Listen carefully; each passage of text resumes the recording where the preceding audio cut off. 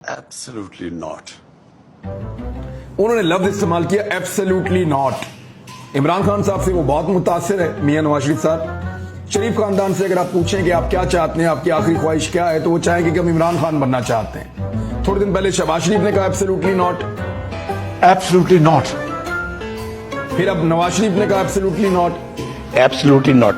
इमरान खान दस्तखत करते हैं किसी चीज पे, सारे दस्तखत करने चले जाते हैं।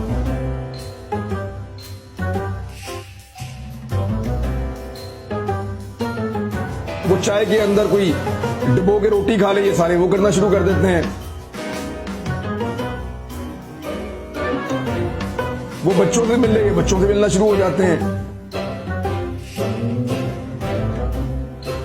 वो बुजुर्गों से मिल ले, ये बुजुर्गों से मिलना शुरू हो जाते हैं।